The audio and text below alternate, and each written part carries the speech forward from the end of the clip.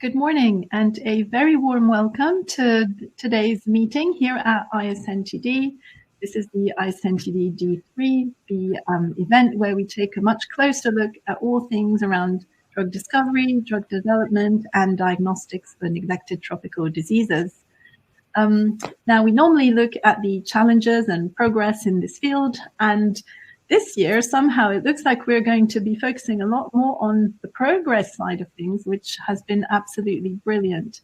It's the 10th ISNTD D3, so a decade of really unpacking and looking at all the issues and the progress and challenges, but also the partnerships and the efforts made in terms of financing and access to all these treatments and diagnostics that we'll be speaking more about over the next 2 days.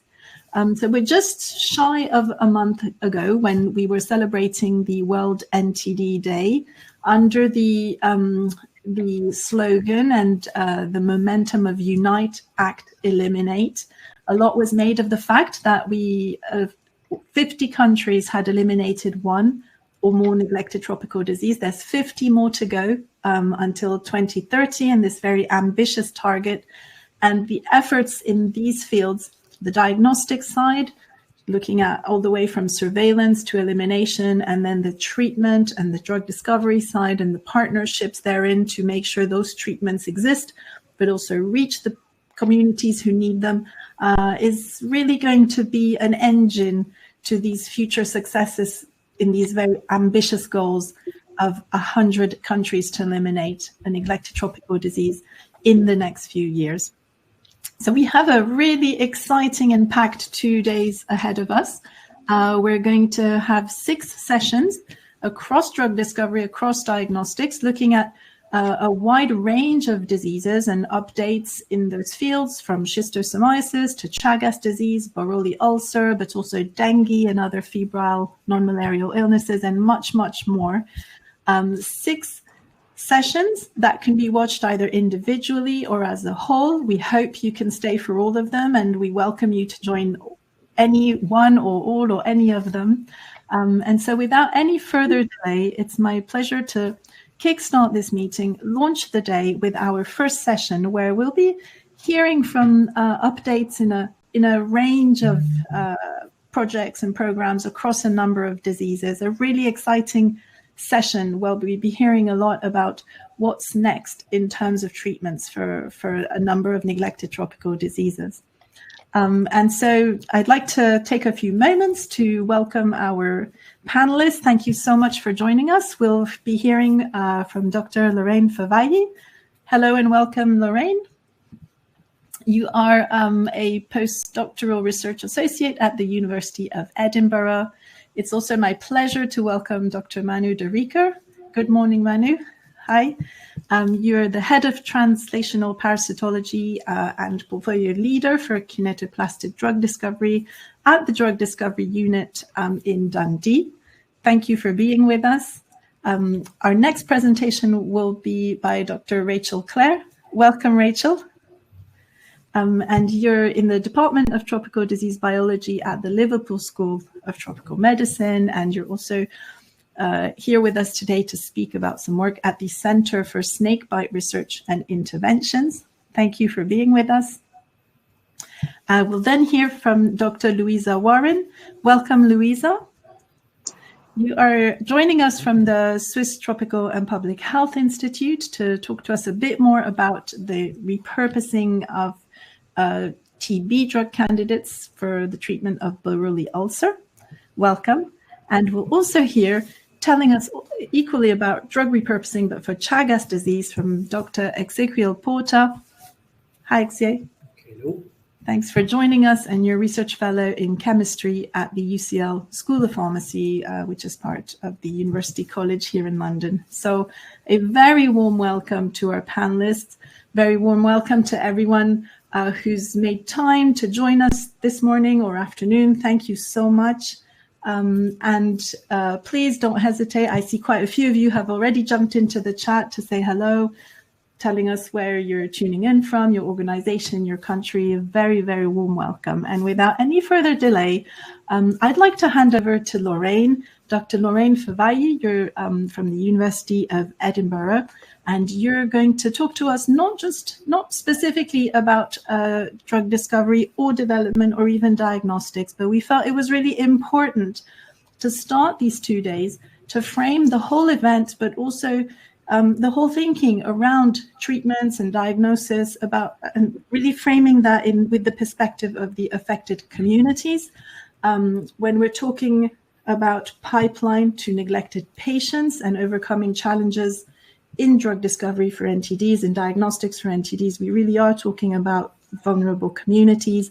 And what we really wanted to do here at ISNTD, it's very close to our hearts, but it's just to make sure that that is under the umbrella of always thinking and relating this to those communities at risk of NTDs, what that means in terms of access, what that means in terms of financing, the partnerships, and to not leave this as an afterthought at the end of an event, but really to start off the event with this optic and through this lens. So without any further delay, Lorraine, the stage is yours. Thank you for being here today. Thank you to the audience, and welcome to what I hope will be a very enjoyable event. Thank you, Marianne. Thank you. Good morning and good afternoon, everybody. So today I'm going to be presenting on the care and management of individuals impacted by chronic manifestations of NTDs. So despite early efforts to alleviate NTD suffering, individuals already suffering from chronic forms of NTD diseases have always been or often overlooked through decades of NTD program delivery focused primarily on preventative chemotherapy. Fortunately, a significant shift has occurred with the recent Kigali Declaration, which emphasizes the paramount importance of prioritizing individuals and communities within coordinated responses to NTDs. This renewed focus is further underscored in the World Health Organization's new roadmap. Today, I'll be giving a brief overview of our ongoing work in evaluating the care management of individuals impacted by these diseases. So, to give an overview, NTDs are a diverse group of 21 disabling and debilitating conditions affecting an estimated 1.7 billion people. Many of the NTDs, while not fatal, cause lifelong morbidity and disability, necessitating a more comprehensive approach to their management, one that addresses not only the physical, but the psychological and social implications. However, as mentioned earlier on, current NTD control is not fully comprehensive.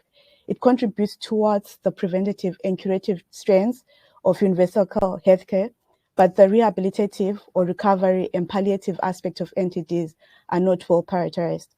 So going back to the roadmap, it proposes strategies that intersect multiple disease and advanced actions focused on integrated platforms for delivery of interventions and a set of cross-cutting targets that have been developed to measure the progress. And there are 4 areas that have been developed, including integrated approaches, multi-sectoral coordination, universal health coverage, and country ownership. Today, I'm more interested in looking at the universal health coverage aspect, where the guidelines state that at least to ensure that there's 90% of countries that have guidelines for management of NTD-related disabilities within national health systems. So for our work, we conducted literature.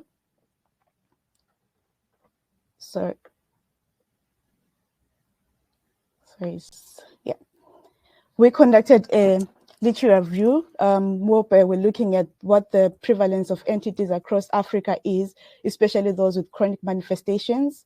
We identified the standard control and treatment for each of those NTDs. We also reviewed national NTD master plans.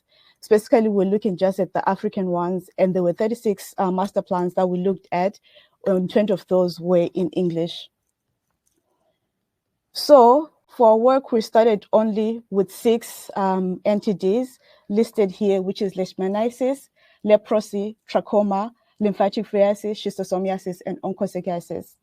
This graph, or at least this map here, shows that many of these diseases are overlapping, which is something we already know, and they affect the same people within the same geographic areas. And the bubbles shown here, the bubble size represents the mean prevalence of the diseases, and the colors specifically represent the individual diseases. So for this work, we looked at the Institute for Health Metrics evaluation for global disease burden to identify the prevalence. We also looked at WHO face sheets, the roadmap to elimination, and the treatment guidelines as well.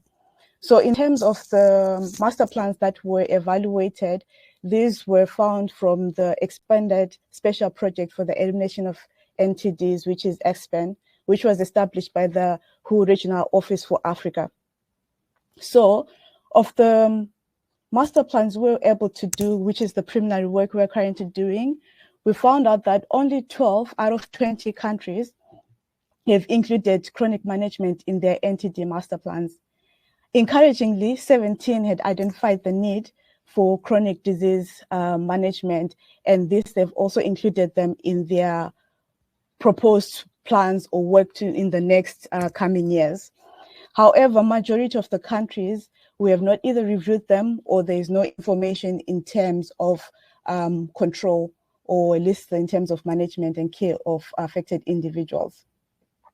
So looking at the 6 diseases we looked at, starting with lymphatic filariasis, we found that the 10 countries that integrate management of chronic conditions related to lymphatic filariasis were looking at surgery for hydrocele cases, disability management, including self-care training, the provision of protective footwear and rehabilitation aids and appliances, as well as offering psychosocial support. And countries that have actually done some of this work, we have Ghana, Tanzania, Ethiopia, Liberia, and Madagascar. Looking at the next disease, leishmaniasis, only 2 countries from the ones that we reviewed have integrated management of chronic conditions. And their management includes chronic follow-up of and support for chronic patients, as well as including financial, nutritional, and transportation to health facilities. And they've also started doing reconstructive surgery of deformities. Looking at leprosy, only 4 countries had integrated management, and their management plans included procurement of prosthesis, helping to establish social support clubs or groups, and also follow-up and support for the participants or patients, as well as community rehabilitation services and surgeries. For schistosomiasis and onchocerciasis, from the ones that the countries that we reviewed, none of them are integrating any management or care for these diseases. And then for trachoma, 5 countries were integrating management of chronic conditions related to trachoma in their NTD master plans. And examples, we have Benin and Botswana, where they've both implemented the SAFE program, which is surgery, antibiotics, first cleanliness, and environmental improvements. And they also do follow-up and supervision of patients that are supposed to be undergoing surgery. And good news is that Botswana has achieved 100% geographical coverage of the SAFE in trachoma targeted districts in their country.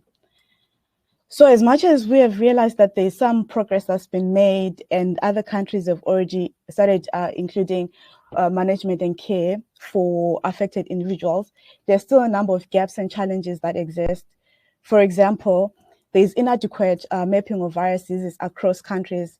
And as the adage goes, what isn't counted doesn't count. So the lack of data hampers planning for interventions or monitoring and evaluation of the programs that are already there. We observe that there's a fragmented approach in addressing NTDs, and so it is imperative to integrate NTD interventions within the Ministry of Health and other ministries as well, for example, with the ones related in infrastructure or the WASH programs as well, so as to make sure that we foster a cohesive response. There are also an inadequate number of trained personnel at all levels, so there's need to strengthen capacity through training initiatives, which is essential to bolster our efforts in combating NTDs effectively. There are limited resources coupled with insufficient infrastructure and political instability, which pose significant barriers to progress. So addressing these constraints requires innovative solutions and sustained community commitment from stakeholders. Lastly, but not least, disability and morbidity associated with NTDs have not routinely been measured within the existing programs. So incorporating comprehensive assessments of disability and morbidity is crucial for providing a holistic care and improving the quality of life for the affected individuals. So as a wrap up, I want to focus at least on the good news, or at least the progress that has been done in different countries. So while some of the countries have eliminated one or more of these diseases, it should be noted that there's still a number of them that are continuing to include the disease in their master plan in order to express support for managing chronic cases, either by prioritizing it in the next 5 to 7 year plans or by actively providing care and resources to the chronic cases. There's been increased awareness in terms of the need to involve, or at least make sure that the affected individuals are also included in the national systems. Advocacy campaigns have helped to reduce stigma and improve understanding, fostering community support. Also, some healthcare programs are now adopting an integrated approach, combining preventative chemotherapy and rehabilitation and disability services. These continued efforts are paving the way for a new generation to experience a decreasing risk of new infections and the associated stigma.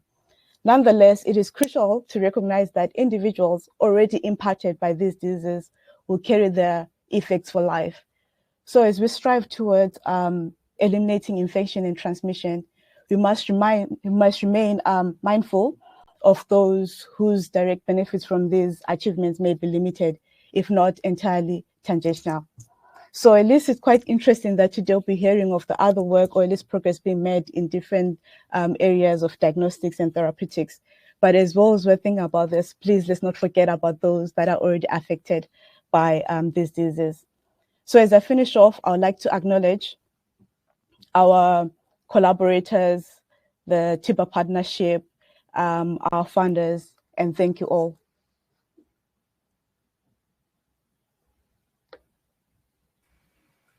Well, a big thank you to you, Lorraine.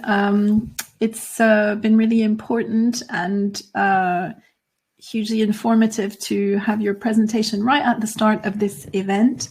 For all those who have just joined us in the last few minutes, welcome. And we're opening up the day with this very holistic view of affected patients, of communities at risk of NTDs, and what this very long-term infections with NTDs mean. This is really going to frame the rest of the day. We'll be looking at further issues such as pediatric interventions, what that means, and also later on what is not just a success story, but almost medical history in terms of the progress made around sleeping sickness. But how do we translate that really into making sure elimination targets are reached, the surveillance, also breaking those transmission cycles, etc. And thank you so much, Lorraine, for also bringing to light the work of the TIBA partnership that works very hard to link these technical biomedical aspects of disease control with health policy and health systems. So a wonderful opening to the day, fantastic presentation. Thank you, Lorraine. And without any further delay, let's delve a little bit deeper into the drug discovery itself, and I'll hand over to yourself, Manu de Rycker. Thank you for joining us. You're head of Translational Parasitology and the portfolio leader for Kinetoplastid Drug Discovery at the Drug Discovery Unit in Dundee. And you'll be talking to us about a real breakthrough that was announced recently in treatments for chronic Chagas disease. And I saw already in the chat there's been a comment about Chagas disease. So let's find out a bit more about progress in this field. Very good. Thank you very much, Marianne, for introducing me and for the invitation. Can you just confirm you can see the slides? Okay. Yeah, perfectly. Thank you, Manu. Very good. Thank you. Thanks, everybody, for joining us today. So today I'll be telling you a bit about our recent work developing combination treatments for Chagas disease and how we think they can be really quite transformational for patients. So the work I'll be presenting is work carried out by a large group of people. So this work carried out by University of Dundee, very close collaboration with GSK, and also including the NDI and the London School for Hygiene and Tropical Medicine. So I'm going to start with a very quick introduction to the drug discovery unit. So let me get the marker up. So the drug discovery unit at University of Dundee is quite unique in that it is a little bit like a small pharmaceutical company embedded within the university. So we have all the infrastructure and the skills and expertise to develop drugs, but we can do this in a non-profit situation in a university. And that takes us really to our mission, which is to develop medicines for unmet medical need, but in particular for tropical infectious diseases. So we work on a range of diseases, and they're listed on the left there. So you can see that's mainly neglected tropical diseases, definitely all tropical diseases with big impact in low and middle income countries. And at the early stages of the process, we tend to work with academic collaborators who understand the biology of the pathogens very well. And then we apply our drug discovery expertise to these projects to ultimately deliver what we call clinical candidates, so compounds that are ready to go into phase 1 clinical trials. As I already mentioned, the project here is a close collaboration with GSK. So we've been working with GSK since 2011 in Kinetoplastid Drug Discovery as a single team, really. And it's also closely we also work closely with the NDI in this space for this project. So in terms of impact that we've had in tropical diseases, so we've got currently 4 compounds in clinical trials. 1 in phase 2 for malaria, 2 for visceral leishmaniasis in phase 1. And then there is a cancer treatment at the bottom, which seems a bit out of place, but actually this cancer treatment came from an African sleeping sickness program that we were developing, and these compounds are now also moving to phase 2, so that's very exciting. So let's talk about Chagas disease. So very quick introduction. So Chagas disease is caused by Trypanosoma cruzi. It's an intracellular parasite, so it lives inside the cytoplasm of the host cells. And it has a very wide tissue tropism, so it can essentially infect any cell in the body of a patient. The parasites are spread by these triatomine bugs. And so this disease affects millions of people, mainly in Latin America, with approximately 7 million people infected. And the number of deaths is pretty well underestimated, is not well known, but some of the estimates are that over 1 million people, for example, have heart disease caused by this parasite, which is very significant. So key point to make when it comes to Chagas disease is that this is a chronic disease. So what you can see on this plot here is that after an initial burst of number of parasites, the immune system in an infected person can control the parasites quite well. But what happens is that a small number of parasites persist in the person, and that very small number of parasites eventually 10, 20, 30 years later causes the disease, which mainly manifests itself as heart disease, but can also show mega organ disease. So what is important from a drug discovery point of view is that we have a very small number of parasites causing the disease. And so what we think we need to do to develop a good new treatment is have a treatment that can kill every single parasite. Because if every parasite is gone, then of course symptoms should not arise. Together with that, it's important to treat early in the disease, because if you treat when people have symptoms, even if you kill the parasites, it's very difficult to reverse the symptoms. Good. So there are treatments available, benznidazole and nifurtimox, but they have some significant issues, mainly the long treatment duration that's required, as well as the side effects, which essentially prevent people from taking the treatment or stop people taking the treatment if they have these effects. So I'll go straight into the program. So this is a drug discovery program focused on one particular series of compounds, which we call the 220 series. So you can see a couple of examples shown here. So I'm not going to go into the details of the whole chemistry program. I'm going to talk mainly about the biology and the efficacy of these compounds. But you can see there is a pyrazolopyrimidine core on these compounds that's shared between all the compounds. And then we have these different groups here on the top right. So if we look at this biological profile shown here in the table, you can see that these compounds are potent against intracellular hematogogues. So these are PEC50s, but so the higher the number, the more potent. 8 means that this is an EC50 or an IC50 of 10 nanomolar.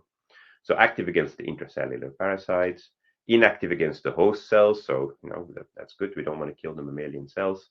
Active against non-dividing trypomastigotes, so another form of the parasite that we want to kill. And importantly, these compounds are inactive against CYP51. So CYP51 is a target, or is the target of posaconazole and phosphorubicconazole, two compounds that failed in the clinic, and so we try to avoid progressing compounds with that target.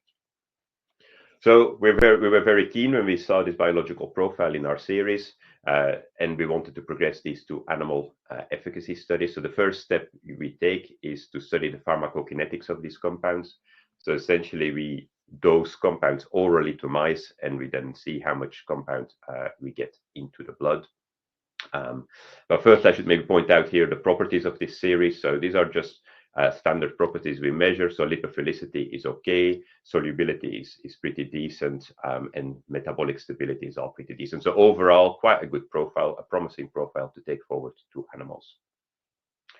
So on the right, you can see the outcome of a pharmacokinetics experiment with this compound shown here, where we dosed mice orally with either 25 milligrams or 50 milligrams per kilogram. And so all the data shown in blue and red here are the free levels, so the non-protein bound levels of compound. And that's important because it's the non-protein bound levels of compound that can reach the parasites. So these are levels in blood, and what you can see is the levels are high with respect to this dotted line here, which is the EC90 or IC90 from our cell-based assay.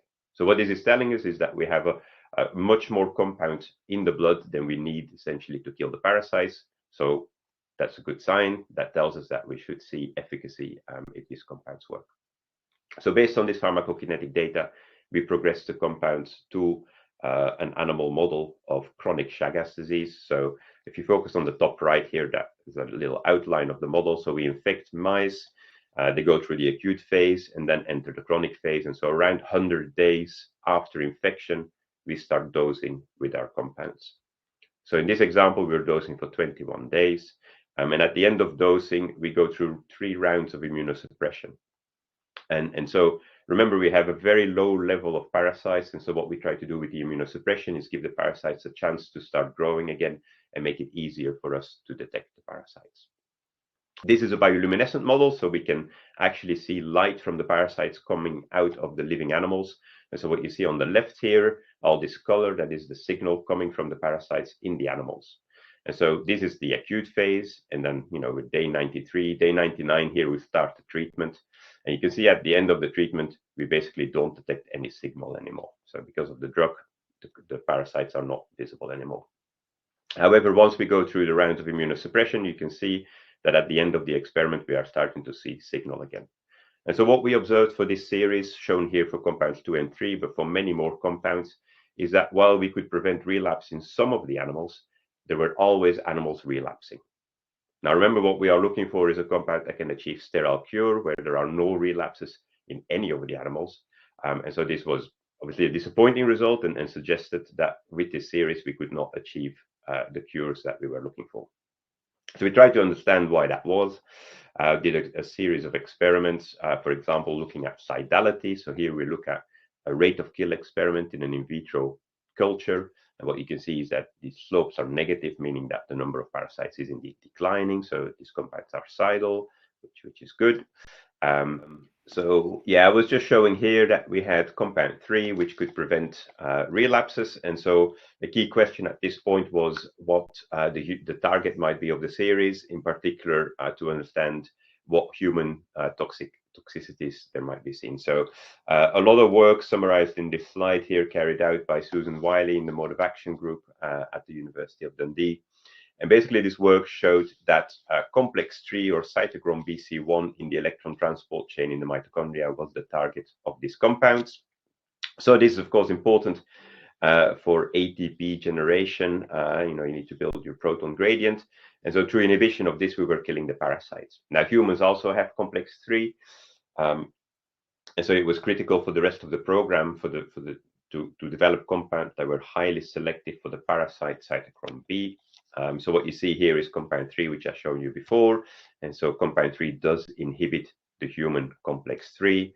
And so a lot of medicinal chemistry is summarized in one slide, going from this compound to the compound on the right, number 4, which was completely clean and very selective against the human mitochondria. So at this point, of course, we had to check that this compound was still efficacious. We tested it at multiple doses, 50, 30, and 10 mg per kilogram. And what you can see here is ultimately that these mice were all clean, no relapses. You can see here on the plot as well. So no relapses in the combination arms, whereas nearly all relapses in the monotherapy arms. So this is really where I'll stop. So we think this is potentially transformative for patients. We think we could, with this combination therapy, reduce or avoid the adverse effect. And we also think we can reduce the treatment duration. A compound from this series is currently being progressed by the NDI towards phase 1 trials. So that hopefully will give us the tools to test this in the future in people. So I just went quickly, but I think hopefully that's the key messages conveyed. So this work was recently published in Science Translational Medicine. So you can see all the people involved on this slide. So I'll thank you for your attention, and hopefully we have time at the end of the session for some questions. Right. Thank you. Thank you, Manu, and thank you, everyone. I'm sure there will be a lot of questions, definitely. And without any further delay, I will hand over to our next speaker. So we're kind of going through a lot of very different diseases, and Rachel Clare's joining us from the Centre for Snakebite Research and Interventions at Liverpool School of Tropical Medicine, and you'll be talking to us about some novel work on some novel snake venom toxin inhibitors. So thank you very much for inviting me today. It's great to speak to you about this and to be part of this event. So my name is Dr. Rachel Clare. I just want to talk to you today about drug discovery work we've been doing for snakebite. So I'm not sure how much people know about snakebite, but it's a neglected condition. The annual results are around greater than 100,000 deaths, with about 4 times that many people having long-term morbidity, represented by $6 million.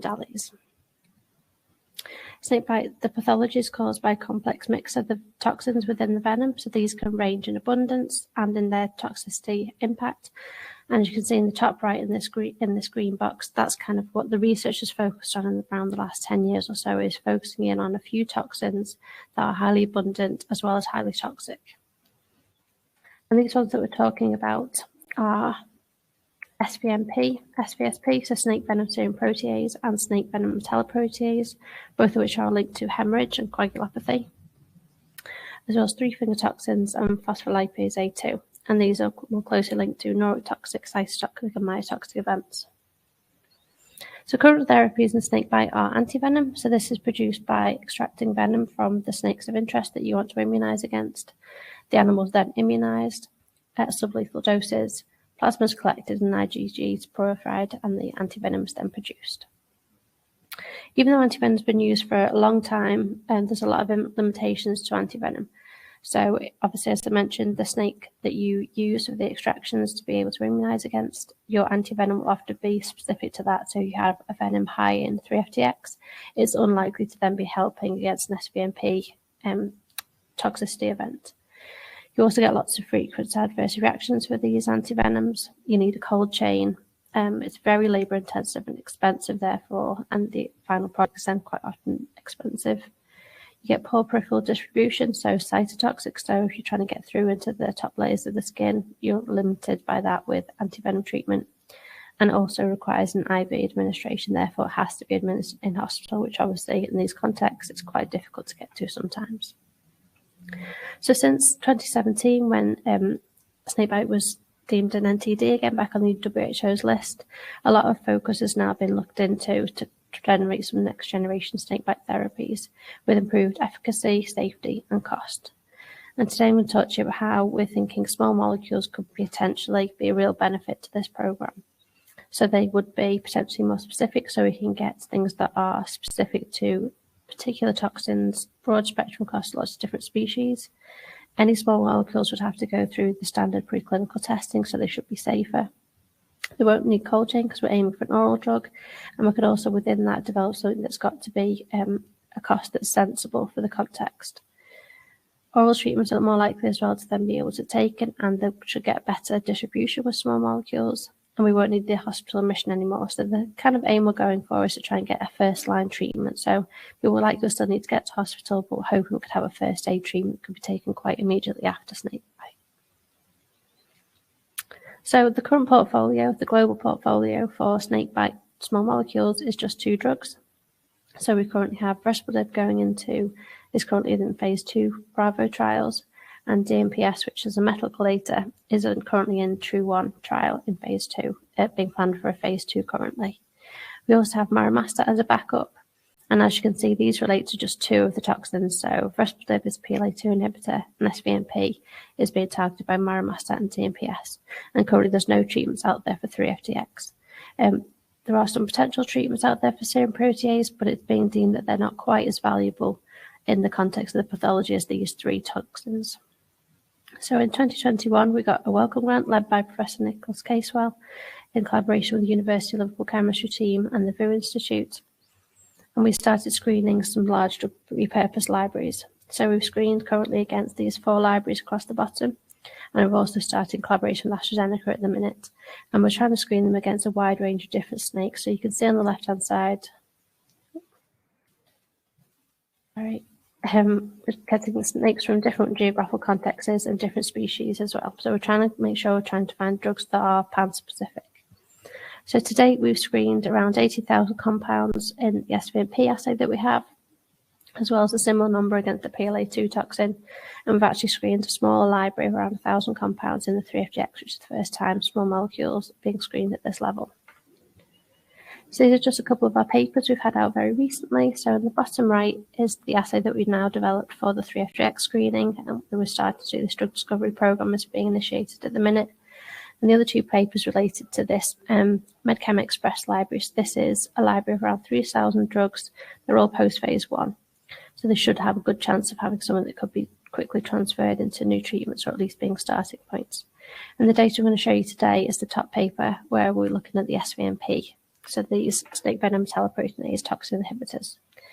So we took this library and we screened the entire library against 5 different snake venoms that you can see across the bottom from different geographical contexts.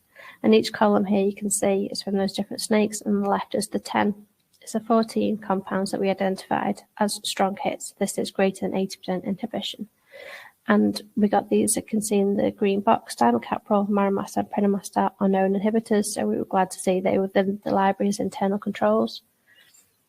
So we then took these 14 through to EC50 testing. So we tried to take not the top 3 through because we just did some chemistry to start with to eliminate any frequent hitters or things that we had concerns we didn't think were vital to go forward. So we ended up with 11 with EC50 data. And you can see here that 4 novel drugs had comparative activity to Maramasta. Our chemistry team then did some structural analysis, and you can see here this is just a branching tree, so all of the non-hits are these little pink crosses, and you can see that some of our hits then link in with other known inhibitors. So in the top you can see the step 1 of our new hits was structurally similar to Maramasta. COTY2 down the left, this was Singleton, and CTS 1027 and XL 784 are quite similar to Prenamasta. So that gives us a bit of confidence that what we're finding aren't completely out there, completely different, but they should have some improved properties, hopefully. So our chemistry team then focused on this group 1, as we called it, and tried to do some medicinal chemistry around these to find some improved compounds. So the current way we have our pipeline set up at the minute is we have this initial in vitro SVMP enzymatic testing where we can screen around 3,000 drugs per day. The hits that we get from this, we go through into a phenotypic test. So this is a coagulation assessment as a confirmation that we're hitting the targets of the SVMP, which has a bit of a lower throughput, but still it's quite decent for what we need. And then anything from these that are hits in both of these assays would be what is taken forward into preclinical testing. So this is the data just mentioned for this group 1 ones that we're focusing on. So Prenamasta, CTS, and XL 784, this group 1, and then kind of standardized against the Maramasta, which we know is a hit. So you can see in the 10 micromolar drug screening that we did initially, you can see that they're all very similar. And when you look at their EC50s, again, really quite similar in the same ballpark. But when we took them through to our in vivo next secondary screening coagulation assessment, you see the CTS 1027 was only 50% the rescue of the clotting, and XL 784 provided no recovery at all. And that's reflected in the EC50s below as well. So Compound X is a representative of a lot of screening we've been doing over the last 2 years now. And our chemistry team is developing new compounds, and we've been doing iterative cycles of developing these molecules. And you can now see that we've got compounds that have got that same initial SVMP enzymatic activity, and we've recovered that coagulation assay, that coagulation response. So we're really focusing in on these now and trying to get them with improved properties to be able to take forward. So the next step will be to take them into preclinical testing, but we're also trying to build a secondary and a bridging step as well of maybe a Glaria model, or we also have a chick egg model as well that we can try and use as a more phenotypic real screen, in vivo screen prior to some mouse work, just to kind of include throughput and reduce mouse work if possible. So obviously this work was not done by myself alone. This is done by a large team of the biology team at LSTM in the Centre for Research with Snakebite, and at the University of Liverpool chemistry team. And we were funded by the Wellcome Trust, as mentioned. Thank you very much for your time.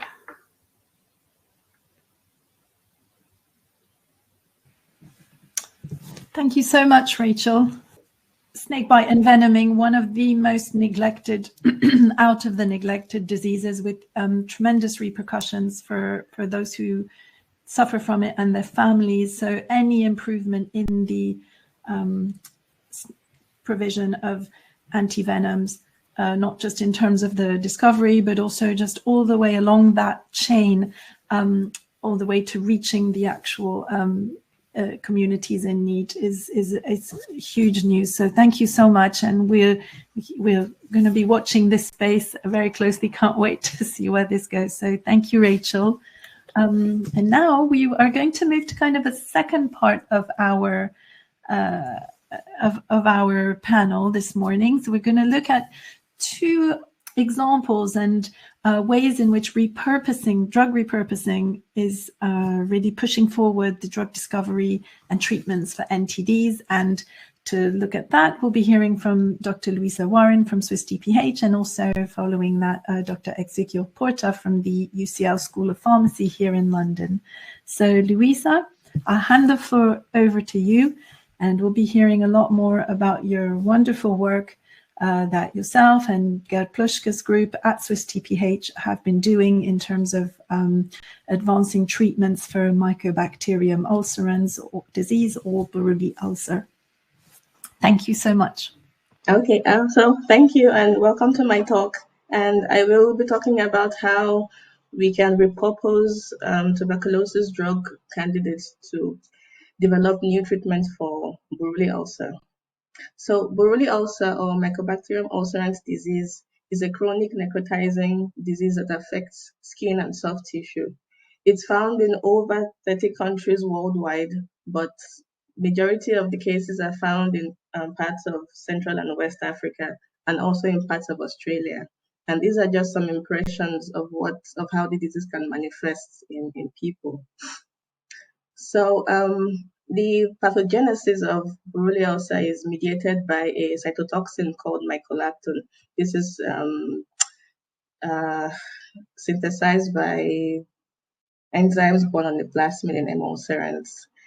And when it comes to Buruli ulcer control, the WHO says we should diagnose and treat every case, which means that we need good diagnostics and we also need good treatments to control Buruli ulcer effectively. So by means of diagnosis, currently the first step is to do clinical diagnosis. So when the patient presents, then the clinician in charge looks at the wound and determines if it's a Buruli ulcer or not. But you need to do some laboratory tests to confirm this diagnosis. The easiest thing to do is the acid-fast staining, which is quick, it's cheap, but it's not very sensitive. You need to have a high amount of bacteria in the wound to get a good result. And it's not specific to M. ulcerans. So you could also try to culture the bacteria. You can cultivate M. ulcerans in agar, but it's a very, very slow growing organism. It takes at least 2 months of incubation to see colonies. So it's not a practical way to diagnose Buruli ulcer. You can do histopathology because there are some specific hallmarks of skin changes that occur in Buruli ulcer cases. But this requires biopsies, and this is more invasive than it should be. So we don't usually do this for diagnosis. So currently, what the WHO recommends as the gold standard diagnostic test is a PCR. And this PCR is very sensitive, is very specific. But being a PCR, it's quite prone to contamination. So you need very good quality control to use it. And it's also rather expensive to use in low resource settings. So how do we treat Buruli ulcer? Currently, we treat it with a combination of rifampicin and a companion drug. And these drugs are given every day for 8 weeks. This companion drug could be clarithromycin typically, but can also be a fluoroquinolone in case the patient cannot take clarithromycin. Nevertheless, with more complicated wounds, you still need to do surgical interventions to heal the wound. So you could need to do debridement, you might need to do skin grafting if the wounds are very large. And sometimes you might have to do amputations if you cannot save the limb involved. So clearly we need better treatment options that are faster, easier to use, and have fewer side effects. And that's why we do at Swiss TPH Buruli ulcer drug development. So when it comes to drug development, as we all know, it's very expensive and it takes quite a while. To take a drug from preclinical development up to marketing, you need upwards of $2 billion. You do not have $2 billion in funding for neglected diseases. This is a report from last year showing that for Buruli ulcer, we had less than $1 million in total for 2022 for any kind of research and development. And there was no funding for drugs whatsoever. And this is the same, it's also mirrored in this graph where you have, you see we have reducing amount of funding for Buruli ulcer research. So how can we make the most of the available funds that we have? One strategy would be to repurpose. So rather than going through the whole process from identifying your leads up to bringing it to the market, we can piggyback on what has been developed for other diseases and then start from there. So this shortens the time taken and reduces the cost associated. But what kind of drugs can we repurpose? The logical option would be to repurpose drugs for tuberculosis, because tuberculosis is also caused by a mycobacterium. So they are similar pathogens, but they are not the same pathogens. And in any case, rifampicin was a repurposed tuberculosis drug. So that's the obvious choice to do. But it's not always the most successful strategy. So in a screening attempt that we had some years back, we screened a diverse set of anti-tuberculosis compounds that were in development against emulsirants. And we found that most of them were either inactive or had very little activity against emulsirants. So whilst this repurposing approach is not always the most successful, it's still the most cost-effective way to do. That's why we still go on with this strategy. And quite recently, we were lucky enough to hit on a new anti-tuberculosis drug in development called Q203. And Q203 is quite active against emulsirants. So here you see in a mouse model of Buruli ulcer, it's a footpad model where we inject the mouse footpad with live bacteria and then we treat. And without treatment, you see that the footpad keeps on swelling until we have to euthanize the mouse. But when you administer Q203, you have complete resolution of the swelling. The swelling completely goes away, and you cannot recover any live bacteria out of this footpad. So Q203 is quite effective against emulsirants.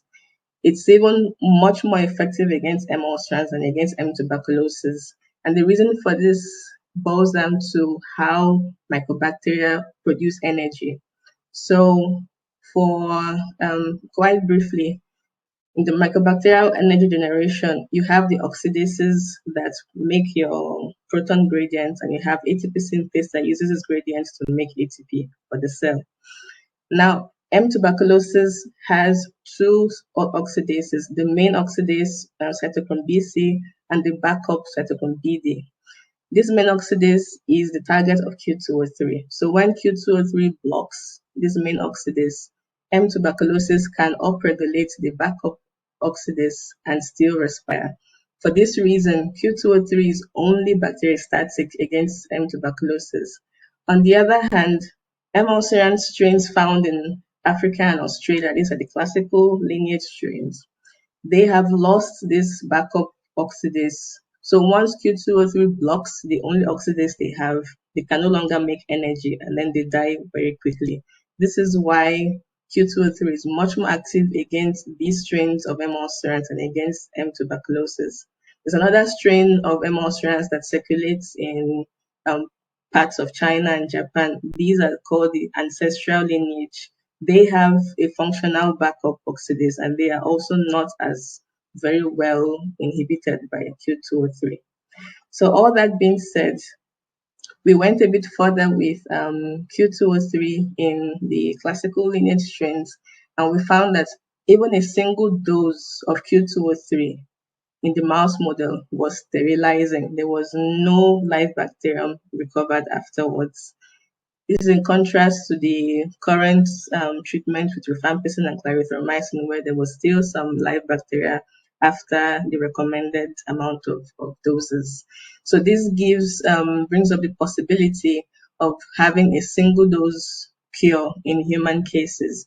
And this possibility is currently being explored in human tests. So like I said earlier, Q203 is in development for tuberculosis, but starting this year, there is the first clinical trials for Q203 against borreliosa. It's going to be happening in Australia. So we hope that we can see if it's indeed possible to have a single dose cure for borreliosa. So in summary, drug repurposing, especially repurposing anti-tuberculosis drugs, is still the best and the most cost-effective way to develop new drugs against M. ulcerans. And as with the example of Q203, if you carefully select the anti-tuberculosis drug candidates, you might even find some that are way more active against M. ulcerans and against M. tuberculosis. All of this goes to show we still need significant amount of research and development to develop good tools to control borreliosa. So we do need more funding and to use our available funding more judiciously. So with all this, I would like to thank everyone who was involved in this research in my group in SUSTPH and with Professor Kevin Pate, who was the original developer of Q203, and all of our other collaborators and our funders. And I thank you for your attention, and I'm happy to answer any questions.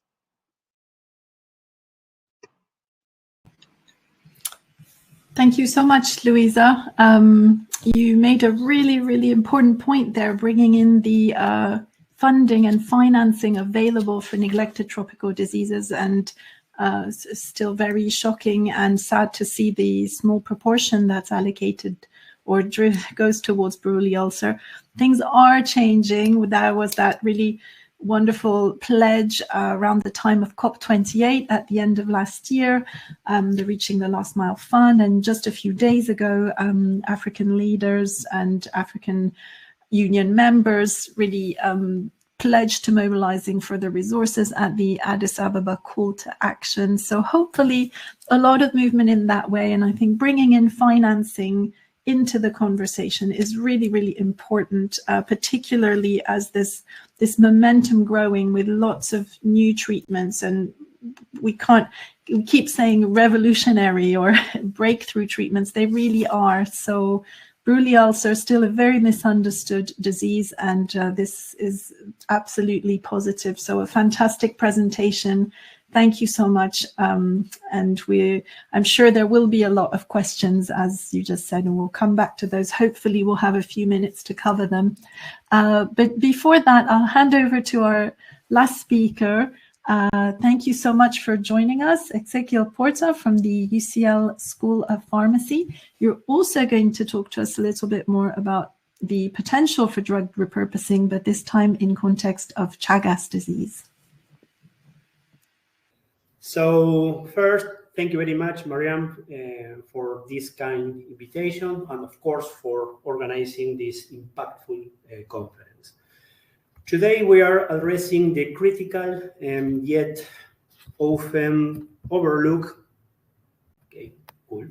Chagas disease caused by the Trypanosoma cruzi parasite, and as highlighted by Manu, it is vital to recognize that this disease, primarily affecting Latin America, poses a significant health and economic challenges globally due to migration and climate change.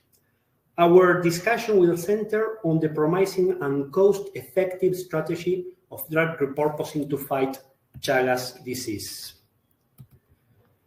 As Manu shown, there are only two approved treatments, benznidazole and nifurtimox, effective in early stages but limited by lengthy treatment, sometimes up to 2 months, and side effect in around 40% of the patients, including critical cardiac and neurological issues.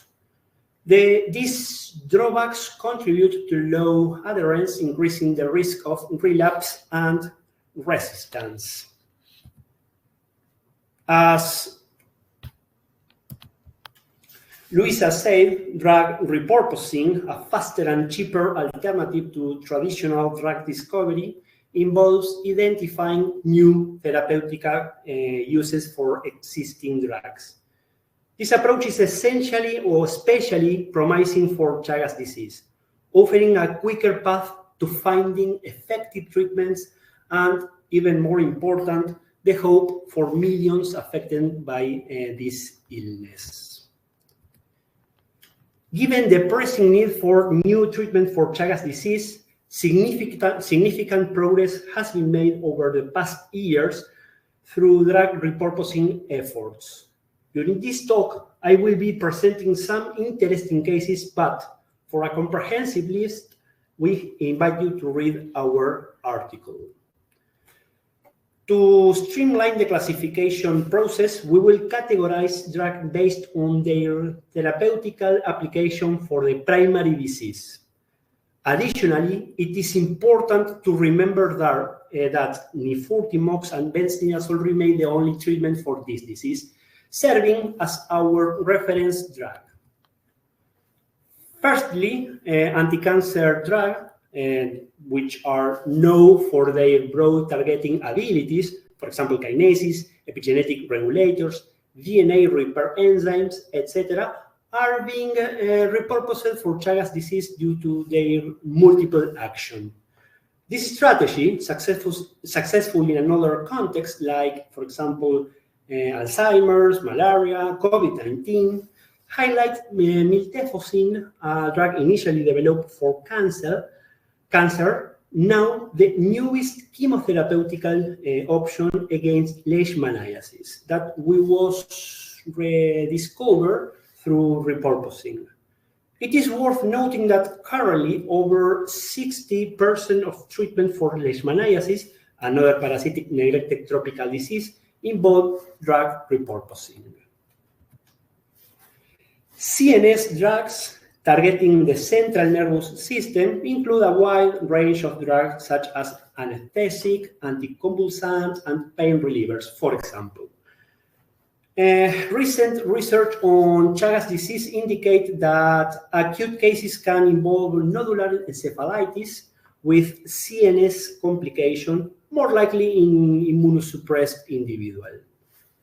In addition, chronic cases may lead to ischemic cerebral changes. For this, these insights indicate potential in repurposing CNS medication for Chagas treatment. For instance, sertraline displayed good activity against T. cruzi strain in vitro and affect the mitochondrial integrity of the parasite, decreasing, as you can see here, the ATP levels. On the other hand, naproxen demonstrated a high inhibition of parasitemia during in vivo studies. Well, the parasite used host lipoproteins for cell invasions and induced cholesterol accumulation in host tissues, suggesting that cholesterol-lowering drug like statin could benefit Chagas disease treatment. In this case, atorvastatin, targeting HMG-CoA reductase, which is very relevant for T. cruzi, exemplifies repurposing potential. On the other hand, given that this disease frequently manifests itself in a cardiac failure, it is not surprising that repurposing drug targeted toward other heart conditions has been a popular avenue to explore. For example, combining benznidazole with amiodarone has shown to enhance parasite control and reduce tissue damage. Similarly, manidipine has been found to disrupt T. cruzi mitochondrial function, indicating another promising repurposing approach. Unlike mammalian cells, trypanosomatid and fungi produce ergosterol instead of cholesterol, making the sterol biosynthesis pathway a target for kinetoplastid infection treatments, with azoles being the state-of-the-art. Despite high potency in vitro and in vivo, and clinical trials for two azole, antifungal azoles, posaconazole and E1224, failed to sustain T. cruzi clearance in chronic patients, questioning the reliance on azoles for Chagas disease as sole therapy. Well, a number of antibiotics and antivirals have emerged from several screening campaigns, but maybe due to time reason, I am going to skip this slide. Finally, it is only logical that existing antiparasitic agents are natural candidates for drug repurposing for treatment for Chagas. In this case, ivermectin affected the proliferation of T. cruzi in a dose-dependent manner, but the combination with benznidazole was additive. In contrast, a combination of benznidazole and the antimalarial drug chloroquine was 8 to 10 times more effective in reducing T. cruzi infection in vivo, comparing than benznidazole as a monotherapy. Finally, an outstanding example of drug repurposing is the translational research program by the NTDs that repurposed fexinidazole for treatment of Chagas disease. Originally, the fexinidazole was developed in the 70s as an anti-infective agent and was chosen from over 700, 800 different compounds for treating sleeping sickness. It has been proven more effective against Trypanosoma cruzi infection than existing treatment and shows promise in several experimental models, including those resistant to traditional drugs. A phase 2 clinical trial was completed last year and confirmed its potential in treating asymptomatic chronic stages. Well, collectively, we have showcased in our article over 70 different cases of drug repurposing for Chagas disease, demonstrating different progress levels toward effective treatments. This graph reveals the drug's efficacy across parasite stages, comparing them to the activity of nifurtimox and benznidazole, as it is shown here in this shaded area. Remarkably, 52% of this drug outperformed the reference treatment, while only 21% showed lesser activity. Studies on combination therapies with benznidazole reveal synergetic effect in 10 cases and an additive effect in another 3 cases. However, it is very important to highlight the limitations and challenges of this approach. First, urgent need for new therapy. The World Health Organization in the 2021-2030 roadmap emphasized the necessity to broaden chemotherapeutic options for NTDs, particularly in Chagas disease. Second, the successes and hope. Past successes in another disease, such as leishmaniasis, as I previously said, and promising result in Chagas highlight the potential of drug repurposing to fast-track the discover effective treatment. Challenges in drug discovery. The complexity of the T. cruzi biology, including its ability to enter in a kind of dormant state, poses significant challenges in identifying effective drugs. Promising candidate studies, and that, as those involving fexinidazole, as shown before, have shown potential in reducing Chagas disease effect in clinical trials, suggesting the efficacy of this repurposed drug. Innovative approaches, for example, high-throughput screening and computational tools are being well used to identify drugs with potential activity against T. cruzi, highlighting the role of artificial intelligence in the present and the future of the drug repurposing approaches. Drug resistance and distribution, the wide tissue distribution of T. cruzi and resistance to parent drug necessitate a wide-ranging drug distribution profile and exploration of combination drug therapy to enhance efficacy and reduce toxicity. Advantages of drug repurposes. So far, Luisa and me, we broadcasted this part. And finally, the regulatory and the research needs. Maybe despite the advantages, rigorous research, clinical trials, and navigation of the complex regulatory landscape are crucial for confirming the safety and efficacy of repurposed drug for Chagas disease.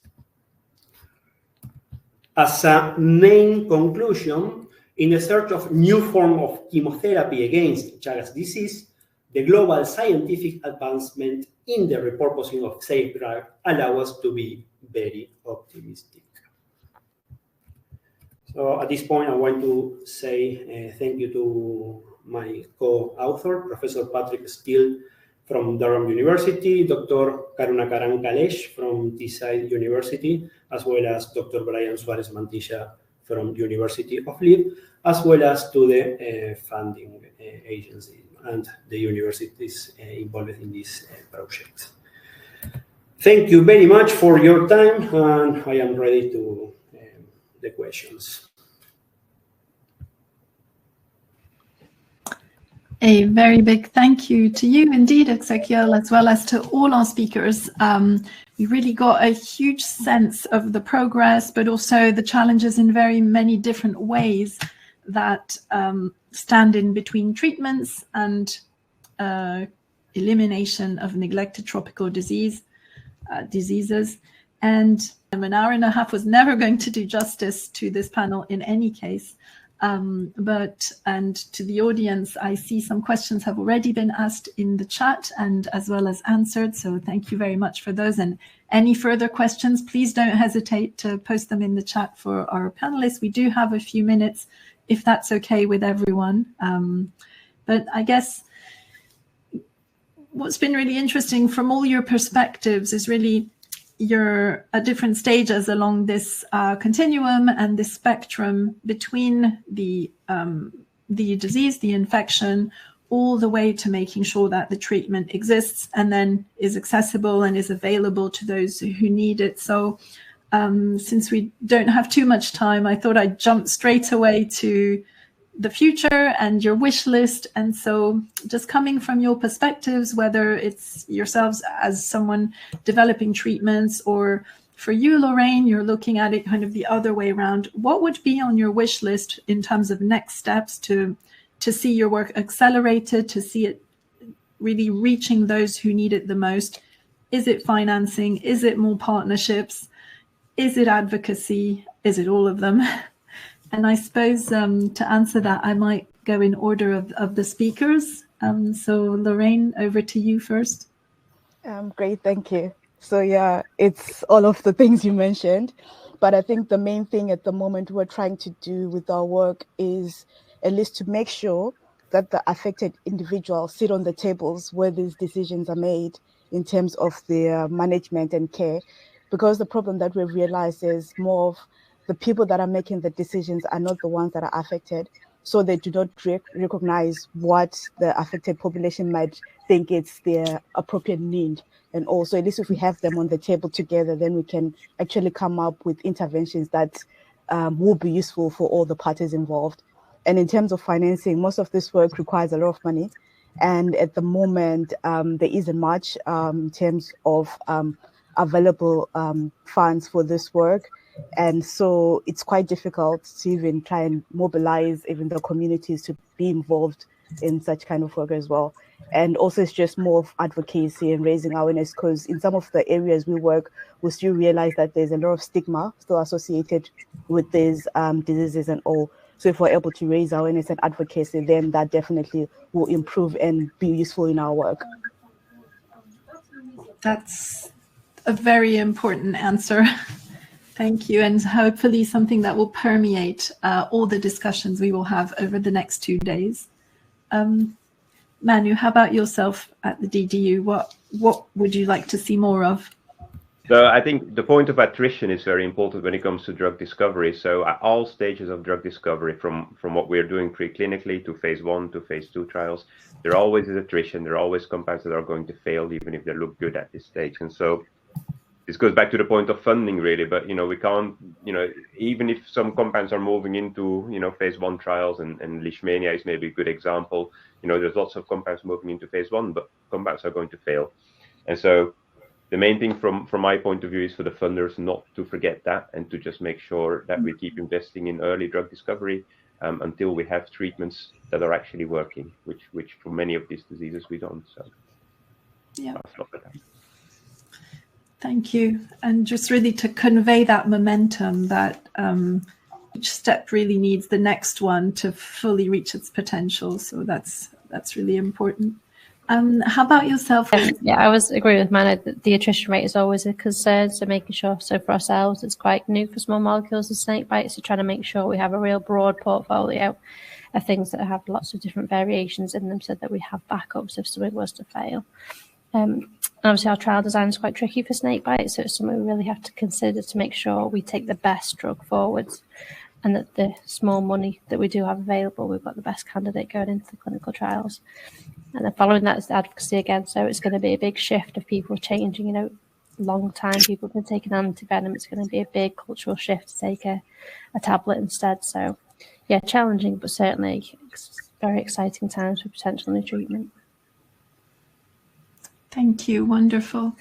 And from the perspective of those working on repurposing, Louisa, what would your group like to see more of?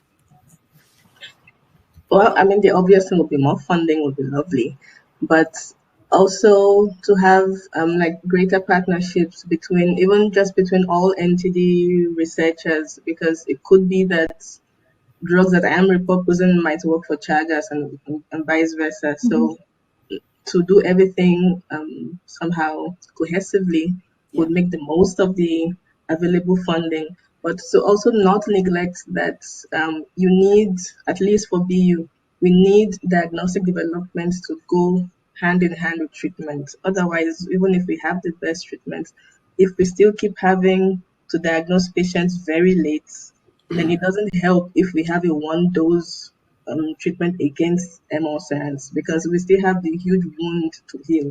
And it's not the drug that would do this, it's the surgeons who would do this. So we need the diagnostics and treatments to go hand in hand in development using the available funds we have. That's a really good point. And hopefully the inclusion of a disease such as NOMA on the NTD list, the very recent inclusion, will really put a lot more focus on that very early diagnosis in some of these extremely devastating diseases. So thank you. And for the final word, Ezequiel, over to you. I totally agree with Louisa. So these kind of tests are very important, especially for early diagnosis, not only for NTDs, but in a wider situation. Funding is always important, of course, to try to create new network to share our insights. I believe as well that these kind of events are extremely important in order to multiply voices and share experiences. And well, I guess at this point we have to follow the roadmap of the World Health Organization to try to eradicate for 2030 at least one NTD per country. Yeah. And what a wonderful conclusion to bring it back to this very ambitious roadmap at WHO to 2030. We'll be hearing a lot more about that throughout the next sessions. Our very next session is looking at what could really be an immense, I mean, it's hard to overstate how much progress has come through in the treatments for sleeping sickness. We'll also hear about pediatric treatments. So lots to think about and to really bring back to all those very important points you shared with us throughout this session that was looking quite specifically at drug discovery. So a huge thank you for opening our day. Thank you for sharing the work from your varied and numerous labs. It's been a pleasure having you here. Forgive us for whatever that was with the platform, but I hope we got there in the end. It's been a real pleasure speaking with you. And if you're not completely sick and tired of links, then please click one more link to join the next session, which is looking at updates in treatments for sleeping sickness, a disease focus there for the next hour and a half with WHO, DNDi, and Sanofi. And if you have to leave us, then I wish you all the best for the rest of your day. And again, a huge thank you to our speakers for joining us and for your time today. Thanks a lot. Thank you. Thanks for having us. Thank you. Thank you very much. Let's keep in touch. Bye. Bye.